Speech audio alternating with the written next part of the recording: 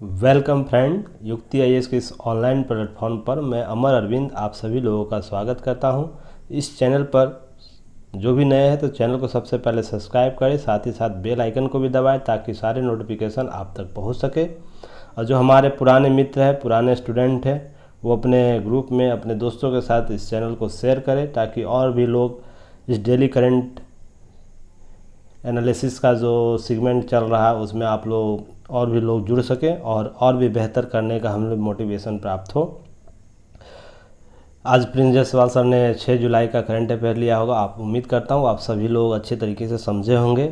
उससे पहले कोई भी समस्या हो, दिए गए नंबर से आप कांटेक्ट कर सकते हैं और हमारे विभिन्न प्लेटफॉर्म पर डायरेक्ट जुड़ सकते हैं। इस डेली करंट अफेयर्स का जो PDF है उस PDF आप टेलीग्राम ग्रुप पर, व्हाट्सएप ग्रुप से जुड़कर प्राप्त कर सकते हैं। चलिए आज के करंट अफेयर 6 जुलाई का MCQ क्या लिया गया है, किस टॉपिक से किस तरह के MCQ बनते हैं और उसके क्या क्या बातें हो सकती है उसे देखते हैं। बिना समय गवाए चलिए, सब आप लोगों को अभी तक पता चल गया होगा ये MCQ सबसे नीचे ही होता होगा। चलिए नीचे चलते हैं। चलिए पहला MCQ क्या है। पहला MCQ के तौर पर है वाल्मीकि टाइगर रिजर्व के संबंध में कौन सा कथन असत्य है। यहाँ पर प्रश्न आपको पूछ रहा है, असत्य प्रश्न पूछ रहा है। अर्थात वाल्मीकि टाइगर रिजर्व बिहार में है, बिहार के वेस्ट चंपारण में है, तो वहाँ पर इसके संबंध में क्या बातें असत्य है। तो चलिए देखते हैं ऑप्शन के तौर पर क्या क्या है। ऑप्शन पहला ए में है, इसकी स्थापना वर्ष 1994 प्रोजेक्ट टाइगर के तहत की गई थी। ऑप्शन बी है, ऑप्शन बी यहाँ भारतीय प्रजाति की उड़ने वाली लोमड़ियों को भी देखा गया है।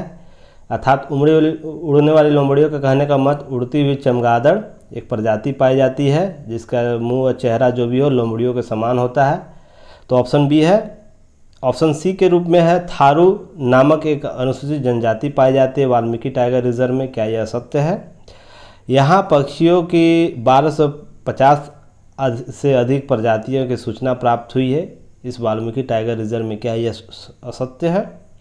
और ऑप्शन ई जो बिहार में पूछा जाता है, इनमें से कोई नहीं एक से अधिक, तो इसका सही उत्तर क्या होगा।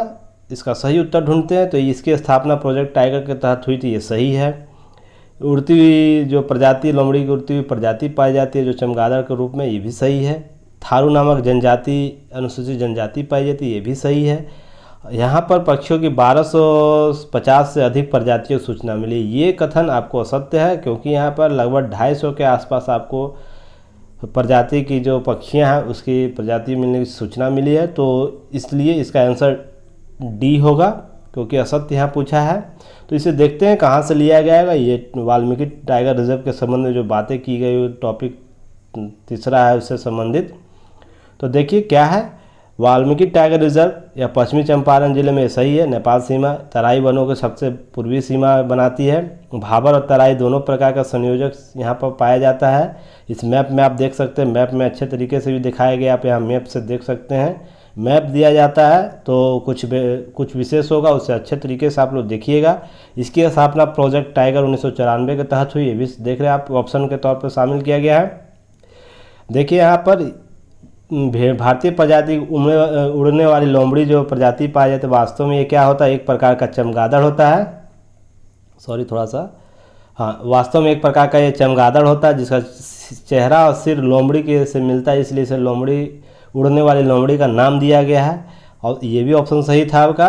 यहाँ पर देखिए आपको यहाँ पर पक्षियों की प्रजाति लगभग 250 से अधिक प्रजातियों की मिलने सूचना मिली है, तो ये ऑप्शन के तौर पर गलत था, 1250 लिखा हुआ था, तो ये आपको यहाँ पर 250 सही होगा। और एक थारू जनजाति है पाया जाता है, तो यहाँ पर ऑप्शन के तौर पर क्या था, वो सारे सही थे, बस ऑप्शन ये गलत था पक्षियों वाला।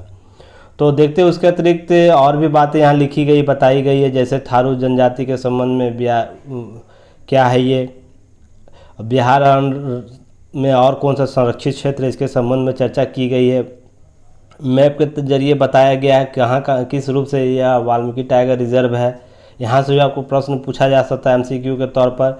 इस टॉपिक में संरक्षण के प्रयास गिद्धों के संबंध में बात की गई थी, तो इस टॉपिक से बहुत भी आपको UPSC से लेकर PCS जैसे आपको यहाँ पर प्राप्त होंगे गिद्धों के संरक्षण के संबंध में। तो चलिए नेक्स्ट क्वेश्चन देखते हैं। नेक्स्ट क्वेश्चन MCQ के तौर पर क्या है, आपको गिद्धों की जो प्रजातियां हैं उनमें कौन सी प्रजाति भारत में नहीं पाई जाती है, अर्थात जितनी भी प्रजातियां हैं उनमें कौन सी प्रजाति ऐसी है जो भारत में नहीं है पाई जाती है। तो ऑप्शन के तौर पर देखते हैं। ऑप्शन ए है ओरिएंटल वाइट वैकेड है, लॉन्ग बिल्ड है नामक प्रजाति है, स्लेंडर बिल्ड प्रजाति है, मिस्र देशीय अर्थात इजिप्टियन जो प्रजाति है वो। तो ऑप्शन ई इसमें है, ऑप्शन ई इनमें से कोई नहीं, एक से अधिक। तो इसका उत्तर क्या होगा, इसका उत्तर देखते हैं। तो ये प्रजाति ओरिएंटल वाइट वैकेड ये भी पाई जाती है भारत में, ये भारतीय प्रजाति है गिद्धों की। लॉन्ग बिल्ड ये भी पाई जाती है, भारतीय प्रजाति है गिद्धों की। स्लेंडर बिल्ड ये भी आपको भारतीय प्रजाति की गिद्ध है। और मिस्र देशीय ये भी इजिप्टियन भी है यहाँ पर आपको गिद्धों की भारतीय प्रजाति। तो इसका उत्तर क्या होगा, सही होगा ऑप्शन ई होगा, ऑप्शन ई, एक से अधिक। तो इसे कहाँ से लिया गया, किस टॉपिक से MCQ के रूप में शामिल किया, इस टॉपिक को देखते हैं। चलिए गिद्धों की प्रजाति में जो थी भारतीय प्रजाति थे वहाँ पर चलिए आप पहले, आपको यहाँ पर देखिए मिल गया। भारतीयों की गिद्धों की 9 प्रजातियाँ हैं। देखिए ओरिएंटल वाइट ये था सामने, लॉन्ग बिल्डर था, स्लेंड बिल्डर था, हिमालयन था, रेड हेडेड था, मिस्र इजिप्टियन, बियर डेड और सिनेरियस यूरेशियन ग्रेफाइल जो आपको एक और प्रजाति पाई जाती है। ये सारी प्रजातियाँ भारतीय मूल की प्रजाति है, भारत में पाई जाती है। तो इसके विशेष क्या है, 9 प्रजातियों अधिकांश विलुप्त होने का खतरा भी आपको इसमें है। कुछ बातें यहाँ से आपको प्रश्न पूछा जा सकता है MCQ के तौर पर। ये किस सूची में शामिल है, तो ये भी प्रश्न आपको पूछ सकता है। जो इन 9 में से कौन सी प्रजाति अनुसूची फर्स्ट में भारतीय एक्ट जो 1972 का एक्ट है उसकी अनुसूची 1 में शामिल है। तो यहाँ से भी आपको MCQ शामिल किया जा सकता है, जैसे bearded, long billed, oriental white backed जो प्रजाति है वो भी आपको प्रश्न के तौर पर पूछा जाता है। और शेष जो अनुसूची 4 में है, इस एक्ट के वन जीव संरक्षण अधिनियम है उसके अनुसूची 4 में शामिल है। तो बाकी तो प्रश्न यहाँ पूछ सकता है गिद्धों की कितनी प्रजाति आपको अनुसूची फर्स्ट में शामिल है, तो 3 है और बाकी 6 जो बच जाता है अनुसूची 4 में शामिल है। आईसीएन की स्थिति भी दी गई है, इसे आप लोग ग्राफ को अच्छे से देख लीजिएगा, पिक्चर को कौन सी सूची में कौन सा है। चलिए नेक्स्ट देखते हैं क्वेश्चन क्या है। नेक्स्ट क्वेश्चन है annual status of education report 2020 के अनुसार कौन सा कथन गलत है। यहाँ कथन गलत या असत्य पूछ रहा है, असत्य कथन कौन सा है, तो देखते हैं। ऑप्शन ए, कक्षा 2 के 8% बच्चे अपने से नीचे की कक्षाओं को पाठ पढ़ सकते हैं, क्या ये गलत है। ऑप्शन बी, कक्षा 3 के 8% छात्र अपने से 2 स्तर नीचे के छात्रों के लिए बने पाठ को पढ़ सकते हैं। ऑप्शन सी, प्रत्येक बच्चा वर्ष 2026 से 27 तक ग्रेड 3 के अंत तक पढ़ने, लिखने और अंकगणित सीखने की क्षमता हासिल कर लेंगे। ऑप्शन सी के रूप में इसे शामिल किया गया। ऑप्शन डी क्या है, ऑप्शन डी है 6 वर्ष से कम उम्र के 4% बच्चे कम से कम अक्षरों की पहचान करने में सक्षम है। ऑप्शन ई, इनमें से कोई नहीं, 1 से अधिक। तो सही उत्तर क्या होगा, सही उत्तर आप लोग बताइए। सही उत्तर होगा, ये आपको उत्तर सही है। बी का भी ऑप्शन आपको सही है क्योंकि ये बच्चे पढ़ लेते हैं, पाठ कर लेते हैं। और ऑप्शन सी जो है, ऑप्शन सी से पहले आपको ऑप्शन डी देख लीजिए, 6 वर्ष से कम उम्र के जो 4% बच्चे हैं कम से कम अक्षरों को पहचानने में सक्षम, ये भी सही है। तो 3 ऑप्शन सही है। तो ऑप्शन सी को देखते हैं। ऑप्शन सी में है वर्ष जो 26-27 तक ग्रेड 3। ये रिपोर्ट की बात नहीं है, ये निपुण जो योजना चला गई है उसका लक्ष्य है। तो ये आपको ऑप्शन सी असत्य होगा, इसलिए सही आंसर क्या होगा, ऑप्शन सी, सी ऑप्शन होगा। तो चलिए देख लेते हैं कहाँ से ये बातें की गई है। आप चलिए कहाँ पर है और ऊपर होगा।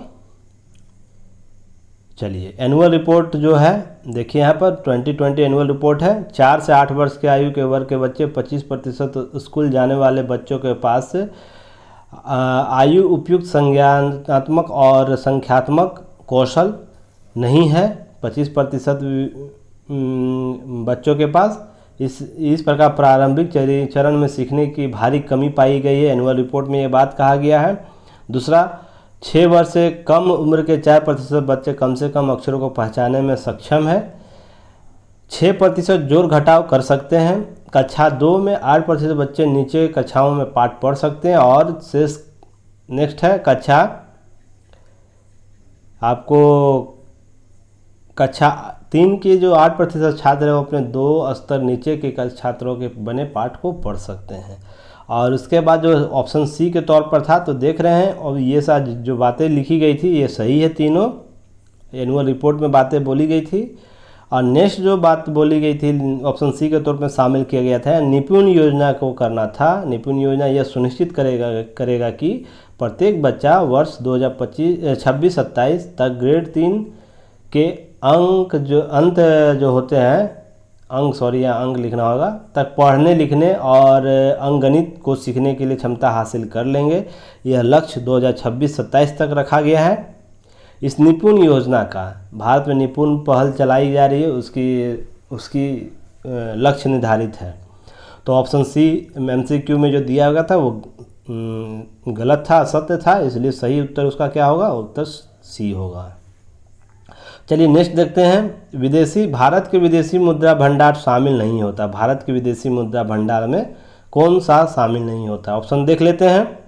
ऑप्शन ए है विदेशी मुद्रा परिसंपत्तियाँ, स्वर्ण भंडार, विदेशी आहरण अधिकार SDR जिसे बोला जाता है, अंतर्राष्ट्रीय मुद्रा कोष में रिजर्व ट्रेंच यानी रिजर्व जो कोष होता है वो। तो इसका ऑप्शन ई देख लेते हैं। ऑप्शन ई में इनमें से कोई नहीं, एक से अधिक। तो इसका सही उत्तर क्या होगा? बहुत लोग से स्टूडेंट को ये पता होगा ऑप्शन ये क्या होगा। तो इसका सही उत्तर देखते हैं। ये विदेशी मुद्रा शामिल किया जाता है। विदेशी मुद्रा भंडार के तौर पर स्वर्ण रिजर्व भी शामिल किया जाता है, विदेशी आहरण अधिकार भी शामिल किया जाता है, अंतर्राष्ट्रीय मुद्रा कोष में जो रिजर्व कोष होता है, ट्रेंच होता है, वो भी शामिल किया जाता है। तो इसका ऑप्शन क्या होगा? ऑप्शन ई होगा। इनमें से कोई नहीं यानी सॉरी, इसमें से सभी को शामिल किया जा सकता है। तो इसका सही उत्तर होगा इनमें से कोई नहीं है, यानी सही उत्तर है आपको ये है। तो इसमें से आपको देख लेना है, एक से अधिक उत्तर इसके होंगे, ऑप्शन ई। नेक्स्ट है, इसको देख लेते कहाँ से पूछा गया है। नेक्स्ट आपको यहाँ से पूछा गया है, पहला टॉपिक से होगा। देखिए यहाँ पर सारी चीज़ें हैं, आपको यहाँ पर बढ़ा है। और ये डाटा देखिए बढ़ता है, हमेशा बढ़ता है, कंफ्यूज मत होइएगा आप लोग। अगर आज डाटा ये दिया गया 609 तो आपको अगले महीने का डाटा कुछ और मिलेगा। अभी हाल ही में डाटा जो कल का डाटा था, कल का डाटा 228 बिलियन डॉलर हो गया है। ये 25 जून का डाटा है, जो डाटा RBI के द्वारा जारी किया गया है। आज के करंट डाटा पर जाइएगा तो 628 के आसपास मिलेगा। फिर अगले महीने जब डाटा जारी करेगा, अगले 3 महीने के बाद रिजर्व बैंक, तो वहाँ डाटा कुछ और ही हो सकता है, बढ़ घट सकता है। तो आप इस डाटा पर नहीं जाइएगा, बस इतना याद रखिए 6 बिलियन से अधिक हो गया है, 600 बिलियन से अधिक हो गया है, ये आप लोग याद रखना है। तो विदेशी मुद्रा भंडार में क्या क्या शामिल किया जाता है? भारत के विदेशी मुद्रा भंडार में आप लोग यहाँ देख लीजिए, विदेशी मुद्रा परिसंपत्तियाँ, स्वर्ण भंडार, विशेष आहरण अधिकार SDR, अंतर्राष्ट्रीय मुद्रा कोष, रिजर्व ट्रेंच। और ये क्या क्या होता है नीचे चर्चा कर दिया गया है। नीचे विदेशी मुद्रा परिसंपत्ति क्या होता है, SDR क्या होता है, चर्चा कर दिया गया है। फिर IMF में रिजर्व क्या होता है, ये चर्चा कर दिया गया। तो सभी चीज़ें आपको बता दी गई हैं। आप अच्छे से वीडियो को देखिए और PDF को अच्छे से पढ़िए। चलिए नेक्स्ट क्वेश्चन देखते हैं। नेक्स्ट क्वेश्चन है, लास्ट क्वेश्चन क्या है? लास्ट क्वेश्चन है, भारतीय रिजर्व बैंक के आंकड़ों के मुताबिक जून 2021 में समाप्त हुए सप्ताह में विदेशी मुद्रा भंडार 527 बिलियन डॉलर से बढ़कर कितना मिलियन डॉलर हो गया है? तो ऐसे जब प्रश्न आए तो ऐसे प्रश्न में आप डेट को देखिएगा। डेट में देखिए किस डेट को, अगर RBI का डाटा दिया गया है उसके अनुसार अगर डेट है तो उस डेट का अनुसार सही होगा। नहीं तो अमूमन आज के डेट, करेंट डेट में ये सब क्वेश्चन अमूमन गलत ही प्रश्न होते हैं, उसके ऑप्शन गलत होते हैं आपको। तो ऑप्शन के तौर पर जाइएगा। अगर RBI का IMF का डाटा होगा या वर्ल्ड बैंक का डाटा होगा, उसके अनुसार, डाटा के अनुसार अगर प्रश्न पूछा जाएगा तो एक्यूरेट वो डेट डाटा सही रहता है, तो उससे प्रश्न आपको देखने हैं। तो चलिए ऑप्शन देखते हैं। ऑप्शन ए है 529 बिलियन डॉलर, 589 बिलियन डॉलर।